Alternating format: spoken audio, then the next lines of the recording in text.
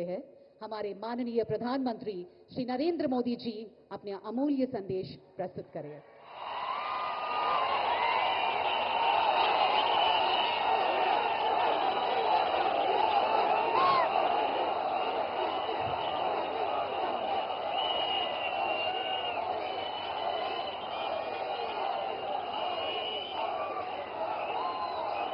సోదరా సోదరి మణులకు నమస్కారములు। आंध्र प्रदेश के गवर्नर एस अब्दुल नजीर जी, यहां के लोकप्रिय और कर्मठ मुख्यमंत्री श्री चंद्रबाबू नायडू जी, केंद्रीय मंत्री के राममोहन नायडू जी, चंद्रशेखर पम्मसानी जी, भूपति राजू श्रीनिवास वर्मा जी, उप मुख्यमंत्री पवन कल्याण जी, राज्य सरकार में मंत्री नारा लोकेश जी, अन्य सभी मंत्रीगण, BJP state president PVN Madhav ji, सभी सांसद, विधायकगण और विशाल संख्या में हमें आशीर्वाद देने के लिए आए हुए बहनों और भाइयों, आंध्र प्रदेश गवर्नर एस अब्दुल नजीर गारी की, लोकप्रिय मुख्यमंत्री आंध्र प्रदेश चंद्रबाबू नायडू गारी की, केंद्र मंत्रुलु राममोहन चंद्रशेखर गारी की, भूपति राजू श्रीनिवास वर्मा गारी की, ఉప ముఖ్యమంత్రి వర్యులు పవన్ కళ్యాణ్ గారికి, రాష్ట్ర ప్రభుత్వంలో మంత్రి వర్యులు లోకేష్ గారికి, ఇతర మంత్రులకి, బీజేపీ రాష్ట్ర అధ్యక్షులు పీవీఎన్ మాధవ్ గారికి, ఎంపీలకు, ఎమ్మెల్యేలకు, ఇంత పెద్ద ఎత్తున ఈ సభని మమ్మల్ని ఆశీర్వదించడానికి విచ్చేసినటువంటి మా సోదర సోదరీమణులకు అందరికీ కూడా హృదయపూర్వక నమస్కారాలు। सबसे पहले मैं अहोबिलम के भगवान नरसिंह स्वामी और महानंदी के श्री महानंदीश्वर स्वामी को प्रणाम करता हूं। मैं मंत्रालय के गुरु श्री राघवेंद्र स्वामी से भी हम सभी के लिए आशीर्वाद मांगता हूं। ముందుగా మన అహోబిలం నరసింహ స్వామికి మరియు మహానంది శ్రీ మహానందీశ్వర స్వామికి నమస్కరించుకుంటున్నాను। అలా మంత్రాలయంలో గురువు గారు శ్రీ రాఘవేంద్ర స్వామి వారి ఆశీస్సులు కూడా మనందరికీ ఉండాలని కోరుకుంటున్నాను। साथियों, द्वादश ज्योतिर्लिंग स्तोत्रम के पाठ में आता है, सौराष्ट्रे सोमनाथम च श्रीशैले मल्लिकार्जुनम,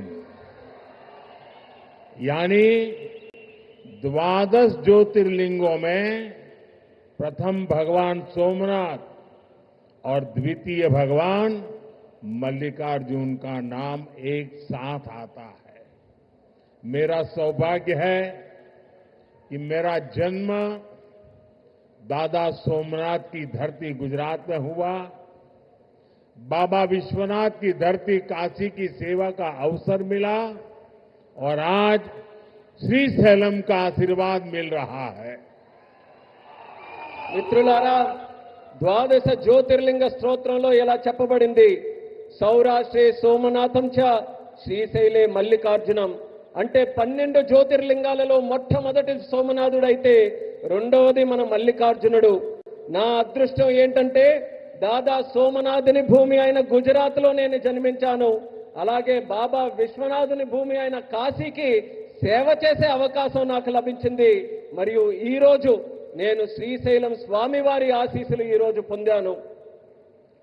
साथियों, श्रीशैलम में दर्शन के बाद मुझे शिवाजी स्फूर्ति केंद्र जाकर उन्हें श्रद्धांजलि अर्पित करने का अवसर मिला। मैं इस मंच से भी छत्रपति शिवाजी महाराज को नमन करता हूं। మిత్రులారా, శ్రీశైలం దర్శనం తర్వాత ఛత్రపతి శివాజీ స్ఫూర్తి కేంద్రాన్ని సందర్శించుకుని ఆయనకు నా శ్రద్ధాంజలి అర్పించుకునే అవకాశం కూడా లభించింది. ఈ వేదిక నుంచి మరొకసారి ఛత్రపతి శివాజీ మహారాజ్కి కూడా నా నివాళులు అర్పించుకుంటున్నాను. मैं अल्लमा प्रभु और अक्क महादेवी जैसे शिव भक्तों को भी प्रणाम करता हूं. मैं श्री उయ్యాలవాడ नरसिम्हा रेड्डी गारू और हरि सर्वोत्तम राव जैसे महान स्वातंत्र सेनानियों को श्रद्धापूर्वक नमन करता हूं. అల్లమ్మ ప్రభు మరియు అక్క మహాదేవి వంటి గొప్ప శివభక్తులకి కూడా నేను నా నమస్కారాలు తెలియజేసుకుంటున్నాను. శ్రీ ఉయ్యాలవాడ నరసింహారెడ్డి గారు మరియు హరి సర్వోత్తమరావు గారు వంటి గొప్ప స్వాతంత్ర సమరయోధులకి కూడా నా శ్రద్ధాంజలి అర్పించుకుంటున్నాను. साथियों, हमारा आंध्र प्रदेश स्वाभिमान और संस्कृति की धरती है और साथ ही साइंस और इनोवेशन का सेंटर भी है. यहां असीमित संभावनाएं भी है और युवाओं का अनंत सामर्थ्य भी है. మిత్రులారా, మన ఆంధ్రప్రదేశ్ ఆత్మ గౌరవానికి మరియు సంస్కృతికి నిలయం. మరి ఇది సైన్స్ కు ఇన్నోవేషన్ కి కూడా ఒక కేంద్రం. ఇక్కడ అనంతమైన అవకాశాలు ఉన్నాయి మరియు ఇక్కడ యువతకి అపారమైనటువంటి శక్తి కూడా కలిగి ఉంది. आंध्र को अगर जरूरत थी तो सही विजन और सही नेतृत्व की जरूरत थी. आज चंद्रबाबू नायडू गारू और पवन कल्याण गारू के रूप में आंध्र के पास वो विजनरी लीडरशिप भी है और केंद्र सरकार का पूरा सहयोग भी है. ఆంధ్రాకి ఏదైనా అవసరం ఉంది అంటే ఒక సరైన విజన్ మరియు సరైన నాయకత్వం తాలూకు అవసరం ఉంది. నేడు చంద్రబాబు నాయుడు గారు మరియు పవన్ కళ్యాణ్ గారి రూపంలో ఆంధ్రాకి ఆ శక్తివంతమైనటువంటి నాయకత్వం ఉంది మరియు కేంద్ర ప్రభుత్వం తాలూకా పూర్తి మద్దతు కూడా లభిస్తుంది. साथियों, पिछले 16 महीनों में आंध्र प्रदेश में विकास की गाड़ी तेज गति से दौड़ रही है. डबल इंजन की सरकार में अभूतपूर्व प्रगति हो रही है. आज दिल्ली और अमरावती मिलकर तेज विकास की दिशा में आगे बढ़ रहे हैं. మిత్రులారా, గత 16 నెలల్లో ఆంధ్రప్రదేశ్లో అభివృద్ధి తాలూకా వాహనం శరవేగంగా కదులుతుంది. డబుల్ ఇంజిన్ ప్రభుత్వంలో రాష్ట్రం అపూర్వమైన ప్రగతి కూడా సాధిస్తుంది. నేడు ఢిల్లీ మరియు అమరావతి ఈ రెండు కలిసి వేగవంతంగా అభివృద్ధి వైపు ముందుకు సాగుతున్నాయి. और जैसा चंद्रबाबू ने कहा, इस तेज गति को देख करके मैं कह सकता हूं कि 2047 में आजादी के जब 100 साल होंगे, विकसित भारत होके रहेगा. చంద్రబాబు గారు చెప్పినట్టు నేను చెప్పగలను. 2047 నాటికి ఎప్పుడైతే భారతదేశం 100 సంవత్సరాలు స్వాతంత్రం సంపాదించుకుని తయారవుతుందో ఆనాటికి ఖచ్చితంగా ఈ భారతదేశం వికసిత భారతదేశంగా తయారవుతుంది. अभी बाबू ने बहुत ही भावना के साथ अपने विचारों को व्यक्त किया, लेकिन मैं विश्वास से कहता हूं कि 21वीं सदी हिंदुस्तान की सदी होने वाली है. 21वीं सदी 140 करोड़ हिंदुस्तानियों की सदी होने वाली है. ఇప్పుడు బాబు గారు ఎంతో ఆవేదనతో భావాలతో మాట్లాడారు. అదే రకంగా నేను కూడా చెప్పగలను, ఈ 21వ శతాబ్దం భారతదేశం తాలూకా శతాబ్దం. ఈ 21వ శతాబ్దం భారతీయులు 140 కోట్ల భారతీయుల తాలూకా శతాబ్దం ఇది. साथियों, आज भी यहां सड़क, बिजली, रेलवे, हाईवे और व्यापार से जुड़े कई प्रोजेक्ट्स का उद्घाटन और शिलान्यास किया गया है. ये प्रोजेक्ट राज्य में कनेक्टिविटी को मजबूत करेंगे, इंडस्ट्री को बढ़ावा देंगे और लोगों के जीवन को आसान बनाएंगे।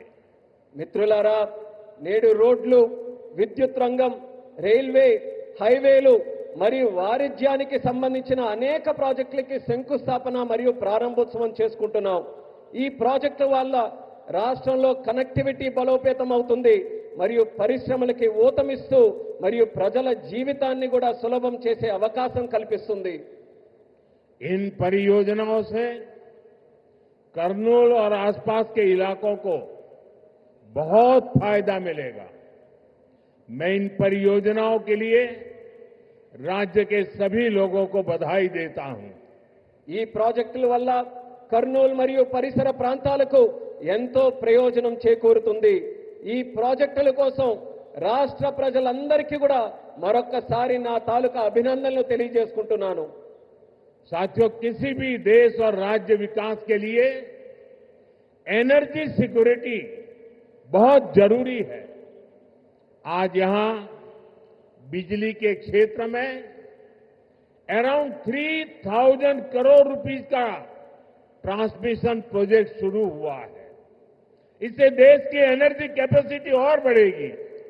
మిత్రులారా, ఏ దేశమైనా రాష్ట్రమైనా అభివృద్ధి చెందాలనంటే ఇంధన భద్రత చాలా కీలకం. నేడు విద్యుత్ రంగంలో కూడా దాదాపు 3000 కోట్ల రూపాయలు విలువైన ట్రాన్స్మిషన్ ప్రాజెక్టులు కూడా మనం ప్రారంభించుకుంటున్నాం. దీని ద్వారా దేశం తాలూకా ఇంధన సామర్థ్యం కూడా మరింత పెరగబోతుంది. साथियों, तेज विकास के बीच हमें पुरानी स्थितियों को भी भूलना नहीं है। 11 साल पहले जब केंद्र में कांग्रेस सरकार थी, तब प्रति व्यक्ति इलेक्ट्रिसिटी की खपत औसतन 1000 यूनिट से भी कम थी। तब देश को ब्लैकआउट जैसी चुनौतियों का भी सामना करना पड़ता था। हमारे गांवों में बिजली का खंभा भी नहीं लगा था। మిత్రులారా, వేగవంతమైన అభివృద్ధి మధ్య మనం గతాన్ని మాత్రం మర్చిపోకూడదు. 11 సంవత్సరాల క్రితం కేంద్రంలో కాంగ్రెస్ ప్రభుత్వం అధికారంలో ఉన్నప్పుడు సగటు తలసరి విద్యుత్ వినియోగం 1000 యూనిట్ల కంటే చాలా తక్కువగా ఉండేది. అప్పుడు దేశం కూడా అనేక విద్యుత్ కోతల వంటి సవాళ్లు కూడా ఎదుర్కొంది. వేలాది గ్రామాలలో కనీసం విద్యుత్ స్తంభాలు కూడా ఏర్పాటు చేయలేనటువంటి దుస్థితి ఉండేది. आज क्लीन एनर्जी से लेकर देश के टोटल एनर्जी प्रोडक्शन तक भारत हर क्षेत्र में नए रिकॉर्ड बना रहा है।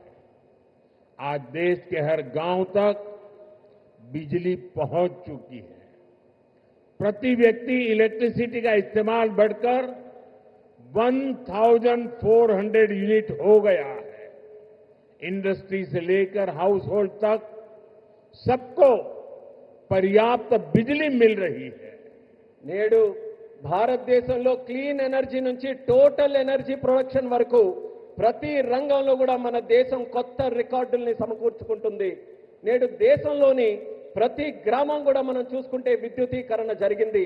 తలసరి విద్యుత్ వినియోగం ఇప్పుడు 1400 యూనిట్లకి పెరిగింది. పరిశ్రమ నుండి గృహాల వరకు ప్రతి ఒక్కరికి కూడా తగినంత విద్యుత్ ఈ రోజు చక్కగా లభిస్తుంది. साथियों, देश की इस एनर्जी रिवॉल्यूशन का एक बड़ा केंद्र हमारा आंध्र प्रदेश है। चंद्रबाबू के नेतृत्व में आज यहां श्रीकाकुलम से अनुगुल तक नेचुरल गैस पाइपलाइन प्रोजेक्ट शुरू हुआ है। ये पाइपलाइन लगभग 15 लाख घरों को गैस सप्लाई देगी। మిత్రులారా, దేశంలో ఈ ఇంధన విప్లవానికి మన రాష్ట్రం ఆంధ్రప్రదేశ్ ఒక ప్రధాన కేంద్రంగా ఉంది. మన ముఖ్యమంత్రి వర్యులు చంద్రబాబు నాయుడు గారి నేతృత్వంలో ఈ రోజు శ్రీకాకుళం నుంచి అంగుల్ వరకు సహజ వాయువు పైప్ లైన్ ప్రాజెక్టు ప్రారంభించబడింది. ఈ పైప్ లైన్ సుమారు 15 లక్షల ఇళ్లకు గ్యాస్ సరఫరా కూడా చేయబడుతుంది. आज चित्तूर में एलपीजी बॉटलिंग प्लांट शुरू हुआ है। ये प्लांट रोजाना 20,000 सिलेंडर्स भरने की क्षमता रखता है। इससे लोकल ट्रांसपोर्ट और स्टोरेज सेक्टर में जॉब बढ़ेगी, युवाओं को नए अवसर मिलेंगे। ఈ రోజు చిత్తూరులో కూడా ఎల్పీజీ బాట్లింగ్ ప్లాంట్ ప్రారంభించబడింది. ఈ ప్లాంట్ రోజుకు 20,000 సిలిండర్లు నింపే సామర్థ్యం కలిగి ఉంది. ఇది స్థానిక రవాణా మరియు స్టోరేజ్ రంగంలో ఉద్యోగాలను పెంచుతుంది మరియు యువతకి మరిన్ని కొత్త అవకాశాలు కూడా కల్పించే బాధ్యత తీసుకుంటుంది. साथियों, विकसित भारत के लक्ष्य तक तेजी से पहुंचने के लिए आज देश में मल्टी मॉडल इंफ्रास्ट्रक्चर का विकास हो रहा है। विलेज से सिटी और सिटी से पोर्ट तक कनेक्टिविटी पर हमारा बहुत जोर है। सब्बवरम शिलानगर से के बीच नया हाईवे तैयार होने से कनेक्टिविटी और बढ़ेगी। మిత్రులారా, వికసిత్ భారత్ అనే లక్ష్యాన్ని వేగంగా సాధించడానికి నేడు దేశంలో మల్టీ మోడల్ ఇన్ఫ్రాస్ట్రక్చర్ ప్రాజెక్ట్స్ శరవేగంగా అభివృద్ధి చేయబడుతున్నాయి. గ్రామాల నుండి నగరాల వరకు, నగరాల నుండి పోర్టుల వరకు కనెక్టివిటీపై మేము బలమైన ప్రాధాన్యత ఈ రోజు ఇస్తున్నాం. విశాఖపట్నంలో సబ్బవరం నుంచి షీలానగర్ మధ్యలో కొత్త హైవే ఏదైతే పూర్తి చేయడం వలన కనెక్టివిటీ మరింత మెరుగుపడుతుంది. रेलवे के क्षेत्र में भी नए युग की शुरुआत हुई है। नई रेल लाइनों की शुरुआत होने से, रेल फ्लाईओवर बनने से यात्रियों को सुविधा मिलेगी और इस क्षेत्र के उद्योगों को नई गति मिलेगी। అలానే రైల్వే రంగంలో కూడా ఒక కొత్త యుగం ప్రారంభమైంది. కొత్త రైల్వే లైన్లు అలాగే రైల్వే ఫ్లైఓవర్లు ప్రారంభం వల్ల ప్రయాణికులకి మెరుగైన సౌకర్యం అందుతుంది మరియు ఈ ప్రాంతంలో పరిశ్రమలకు కూడా ఒక కొత్త ఊతం వస్తుంది. साथियों, आज 2047 के विकसित भारत का संकल्प हम सबके सामने है और इस संकल्प को स्वर्ण आंध्रा के लक्ष्य से नई ऊर्जा मिल रही है। हम सब जानते हैं, जब टेक्नोलॉजी की बात होती है तो हमारा आंध्र और यहां के युवा बहुत आगे रहते हैं। डबल इंजन की सरकार में हम आंध्रा के इस पोटेंशियल को और बढ़ा रहे हैं। మిత్రులారా, ఈ రోజు 2040 నాటికి వికసిత్ భారతదేశం మనం సాధించాలనే సంకల్పంతో అందరం కూడా ముందుకు నడుస్తున్నాం. మరియు ఈ సంకల్పానికి స్వర్ణ ఆంధ్రప్రదేశ్ అనే లక్ష్యం మరింత శక్తిని అందిస్తుంది. మనందరికీ తెలుసు, టెక్నాలజీ విషయానికి వస్తే మన ఆంధ్రప్రదేశ్ అలాగే మరియు ఇక్కడ యువత చాలా ముందుంటారు. డబుల్ ఇంజిన్ ప్రభుత్వంలో మేము ఆంధ్రప్రదేశ్ యొక్క ఈ ప్రత్యేక సామర్థ్యాన్ని మరింత పెంచబోతున్నాం. साथियों, आज भारत की और आंध्र प्रदेश की स्पीड और स्कोप, इसको पूरी दुनिया देख रही है। 2 दिन पहले ही आंध्र प्रदेश में गूगल ने बड़ा निवेश करने का ऐलान किया है। మిత్రులారా, ఈ రోజు భారతదేశం మరియు ఆంధ్రప్రదేశ్ యొక్క వేగం మరియు సామర్థ్యం యావత్ ప్రపంచం గమనిస్తుంది. 2 రోజుల క్రితం గూగుల్ లాంటి ప్రధానమైన సంస్థ ఆంధ్రప్రదేశ్లో ఒక పెద్ద పెట్టుబడిని కూడా ప్రకటించింది. गूगल यहां हमारे आंध्र प्रदेश में भारत का पहला आर्टिफिशियल इंटेलिजेंस हब बनाने जा रही है। और कल जब मैं गूगल के सीईओ से बात कर रहा था, उन्होंने मुझे कहा कि अमेरिका के बाहर दुनिया के कई देशों में हमारा निवेश है, लेकिन सबसे ज्यादा निवेश अब हम आंध्र में करने जा रहे हैं। इस नए एआई हब में powerful AI infrastructure, data centre capacity, large scale energy sources और एक्सपांडेड फाइबर ऑप्टिक नेटवर्क शामिल है।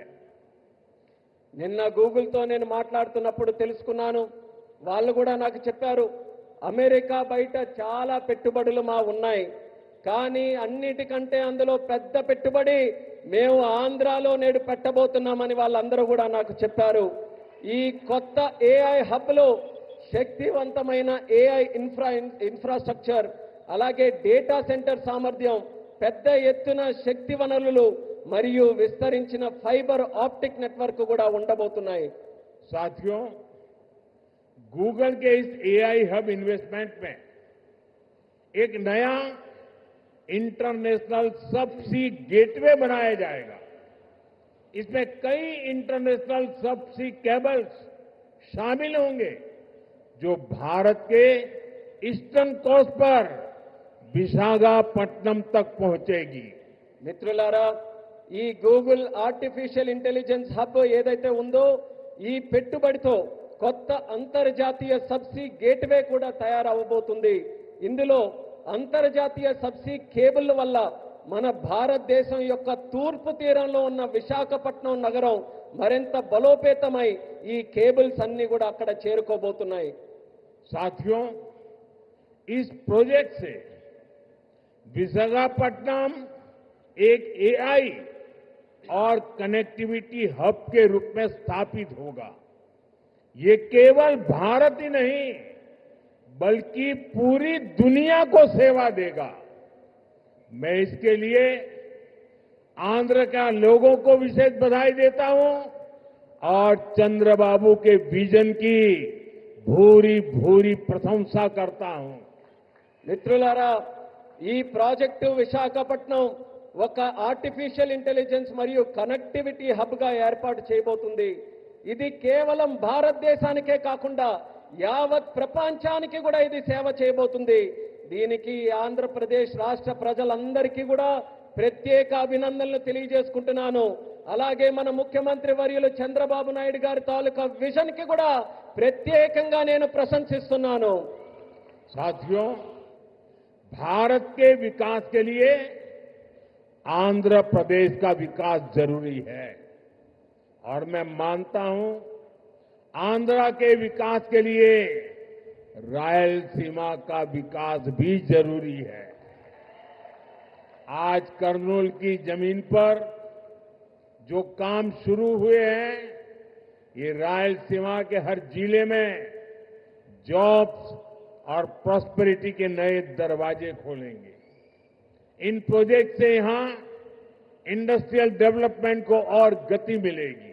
మిత్రులారా, భారతదేశ అభివృద్ధికి ఆంధ్రప్రదేశ్ అభివృద్ధి చాలా అవసరం.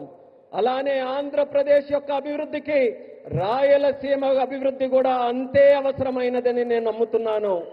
ఈ రోజు కర్నూలు గడ్డపై ప్రారంభమైన పనులు రాయలసీమలోని ప్రతి జిల్లాలో ఉద్యోగాలు సృష్టిస్తాయి మరియు ఈ ప్రాంత ప్రగతికి సరికొత్త ద్వారాలు కూడా తెరిపిస్తాయి. ఈ ప్రాజెక్టుల ద్వారా ఇక్కడ పారిశ్రామిక అభివృద్ధి మరింత వేగవంతంగా ముందుకు నడుస్తుంది. साथियों, हमें आंध्र प्रदेश के तेज विकास के लिए नए इंडस्ट्रियल कॉरिडोर्स और हब बनाने होंगे. इसके लिए सरकार अरवक्कल और कोप्परती को आंध्र प्रदेश की नई इंडस्ट्रियल आइडेंटिटी के रूप में डेवलप कर रही है. अरवक्कल और कोप्परती में निवेश बढ़ने से रोजगार के नए अवसर भी लगातार बढ़ रहे हैं. మిత్రులారా, ఆంధ్రప్రదేశ్ వేగవంతమైన అభివృద్ధి కోసం మనం కొత్త పారిశ్రామిక కారిడార్లను మరియు కేంద్రాలని సృష్టించుకోవాలి. ఈ లక్ష్యంతో ఆంధ్రప్రదేశ్ ప్రభుత్వం ఓర్వకల్ మరియు కొప్పర్తి ఈ రెండు కొత్త పారిశ్రామిక కారిడార్స్ ను కూడా గుర్తించి అభివృద్ధి చేస్తుంది. ఓర్వకల్లో మరియు కొప్పర్తిలో పెరుగుతున్న పెట్టుబడులతో ఉపాధి అవకాశాలు కూడా క్రమంగా పెరుగుతున్నాయి. साथियों, आज दुनिया भारत को 21वीं सदी के नए मैन्युफैक्चरिंग सेंटर के रूप में देख रही है. इस सफलता का सबसे बड़ा आधार है आत्मनिर्भर भारत का विजन. हमारा आंध्र प्रदेश आत्मनिर्भर भारत की सफलता का एक प्रमुख केंद्र बन रहा है. మిత్రులారా, నేడు ప్రపంచం భారతదేశాన్ని 21వ శతాబ్దానికి ఒక తయారీ కేంద్రంగా చూస్తుంది.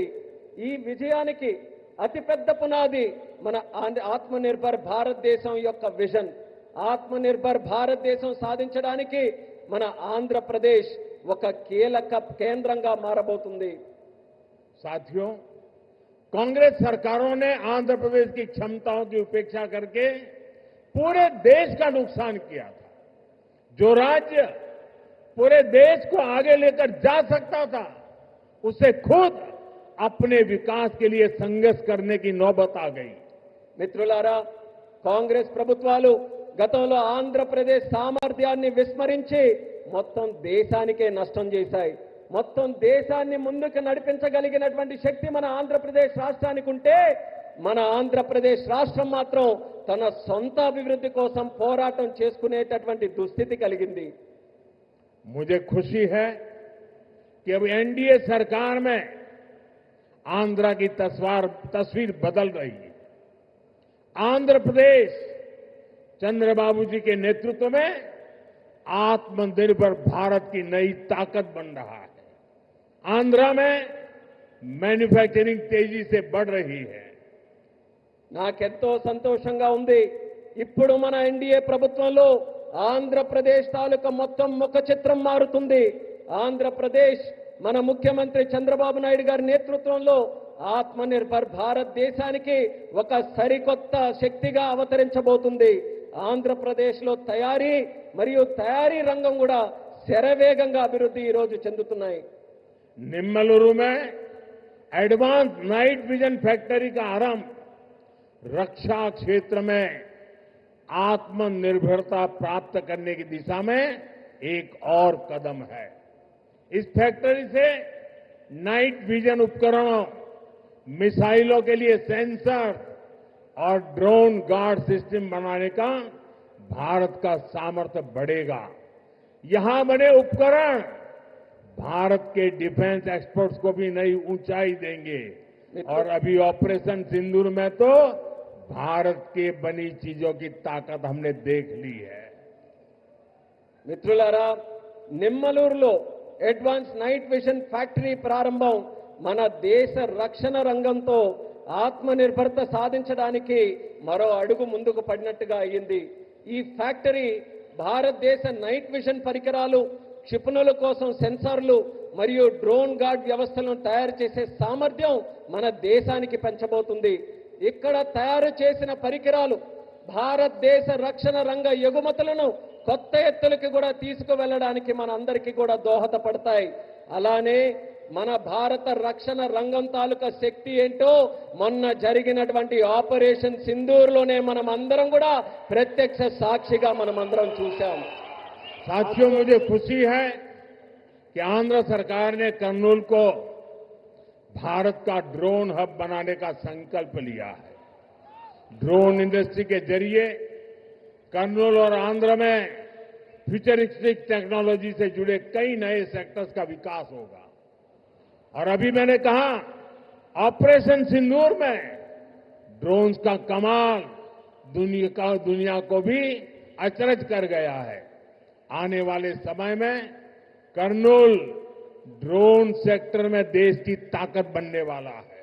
మిత్రులారా, ఆంధ్రప్రదేశ్ ప్రభుత్వం కర్నూలును భారతదేశ డ్రోన్ హబ్ గా తయారు చేయాలని సంకల్పించినందుకు నాకు ఎంతో సంతోషంగా ఉంది. డ్రోన్ హబ్ ద్వారా కర్నూలు మరియు ఆంధ్రప్రదేశ్ భవిష్యత్తులో వచ్చే టెక్నాలజీస్ కు సంబంధించి అనేక కొత్త రంగాలు అభివృద్ధి కూడా ఈ ప్రాంతంలో చెందుతాయి. ఆపరేషన్ సింధూర్ ఇందాక చెప్పినట్టు మన డ్రోన్లు కూడా ఎంతో అద్భుతాలు సృష్టించాయి. ఆ అద్భుతాలను చూసి యావత్ ప్రపంచమంతా కూడా అబ్బురుపోయిందని గర్వంగా తెలియజేస్తున్నాను. రానున్న రోజుల్లో కర్నూలు డ్రోన్ రంగంలో దేశానికే గర్వకారణంగా నిలవబోతుందని తెలియజేస్తున్నాను. साथियों, हमारी सरकार का विजन है सिटीजन सेंट्रिक डेवलपमेंट. इसके लिए हम लगातार नए रिफॉर्म्स के जरिए सिटीजन्स के जीवन को आसान बना रहे हैं. देश में 12 लाख रुपए तक की आय पूरी तरह से टैक्स फ्री हो चुकी है. सस्ती दवाइयां, सस्ता इलाज, बुजुर्गों के लिए आयुष्मान कार्ड जैसी अनगिनत सुविधाएं, इनसे ईज ऑफ लिविंग का एक नया अध्याय शुरू हुआ है। మిత్రులారా, మా ప్రభుత్వం ఒక్క విజన్ సిటిజన్ సెంట్రిక్ డెవలప్మెంట్ ఈ లక్ష్యంతో కొత్త సంస్కరణల ద్వారా ప్రజల జీవితాలని సులభతరంగా చేయడమే మా అందరి తాలూకా సంకల్పం. దేశంలో 12 లక్షల వరకు ఆదాయం ఉన్న ప్రతి ఒక్కరికి పన్ను రహితంగా చేసింది మన ప్రభుత్వం. తక్కువ ధరకే మందులు, మెరుగైన చికిత్స మరియు వృద్ధుల కోసం ఆయుష్మాన్ భారత్ కార్డులు వంటి సౌకర్యాలు, వీటన్నిటితో ప్రజల జీవిత విధానం సౌకర్యవంతంగా చేసే కొత్త అధ్యయనాన్ని మన భారతదేశంలో మనం ప్రారంభించాం. साथियों, नवरात्रि के पहले दिन से जीएसटी में भी भारी कटौती की गई है। मुझे देखकर बहुत खुशी है कि नारा लोकेश गारू के नेतृत्व में यहां लोग जीएसटी बचत उत्सव को सेलिब्रेट कर रहे हैं। आप इतनी सफलता से सुपर जीएसटी सुपर सेविंग अभियान भी चला रहे हैं। మిత్రులారా, నవరాత్రుల తాలూకా మొట్టమొదటి రోజు నుంచి జీఎస్టీపై భారం కూడా మన ప్రభుత్వం తగ్గించింది. నాకు చాలా సంతోషంగా ఉంది. యువ నాయకుడు నారా లోకేష్ గారి నాయకత్వంలో ఇక్కడ ప్రజల అందరూ కూడా జీఎస్టీ పొదుపు ఉత్సవాన్ని ఒక పండగ వాతావరణంలో మీరందరూ జరుపుకున్నారు. మీరు సూపర్ జీఎస్టీ సూపర్ సేవింగ్స్ అనే కార్యక్రమం తాలూకా ప్రచారం కూడా ఇంతే విజయవంతంగా ప్రతి ఒక్కరూ కూడా నిర్వహించారు. मुझे बताया गया है कि आंध्र प्रदेश लोगों को नेक्स्ट जनरेशन जीएसटी रिफॉर्म से 8,000 करोड़ रुपए से ज्यादा की सेविंग होगी। ये सेविंग इस बार त्योहारों का आनंद और बढ़ा रही है। लेकिन मेरा एक आग्रह भी है, हमें जीएसटी बचत उत्सव को वोकल फॉर लोकल के संकल्प के साथ मनाना है। నాకిప్పుడే చెప్పారు, నెక్స్ట్ జన్ జీఎస్టీ సంస్కరణల ద్వారా ఆంధ్రప్రదేశ్ ప్రజలకు 8,000 కోట్లకి పైగా ఆదా చేసుకునే పరిస్థితి వచ్చింది. ఈ పొదుపులు ఈ పండగ సీజన్ యొక్క ఆనందాన్ని మరింత పెంచబోతున్నాయి. కానీ నా తాలూకా అభ్యర్థన కూడా ఈ రాష్ట్ర ప్రజలందరికీ ఉంది. మనం ఈ జీఎస్టీ పొదుపు ఉత్సవాన్ని ఏదైతే నిర్వహించుకుంటున్నామో ఇందులో మనం స్థానికుల కోసం బలంగా వోకల్ ఫర్ లోకల్ అనే సంకల్పంతో స్థానిక తయారీ రంగాన్ని ప్రోత్సహించే విధంగా జరుపుకోవాలి. साथियों, विकसित आंध्र से ही विकसित भारत का सपना पूरा होगा। मैं एक बार फिर नए प्रोजेक्ट के लिए आंध्र प्रदेश के सभी लोगों को बहुत बहुत बधाई देता हूं। मेरे साथ बोलिए, भारत माता की। మిత్రులారా, వికసిత్ ఆంధ్రప్రదేశ్తోనే వికసిత్ భారతదేశం యొక్క కళ నెరవేరుతుంది. నేను మరోసారి ఈ కొత్త ప్రాజెక్టుల తాలూకా శంకుస్థాపన మరియు ప్రారంభోత్సవం సందర్భంగా ఆంధ్రప్రదేశ్ రాష్ట్ర ప్రజల అందరికీ కూడా హృదయపూర్వకమైనటువంటి అభినందనలు తెలియజేసుకుంటున్నాను. భారత్ మాతాకి. यहां कोई 2 बच्चे कब से वो पेंटिंग लेके खड़े हैं, जरा हमारे एसपीजी के लोग इसको कलेक्ट कर लें। ఇద్దరు పిల్లలు ఇక్కడ చిత్రాలను పట్టుకుని ఉన్నారు. ఎస్పీజీ వాళ్ళు కాస్త ఆ చిత్రాలను నా వరకు పంపించవాలి. उनसे कलेक्ट कर लीजिए वहां से। मेरे साथ बोलिए, भारत माता की జై, भारत माता की జై, भारत माता की జై. बहुत बहुत धन्यवाद। అందరికీ ధన్యవాదాలు.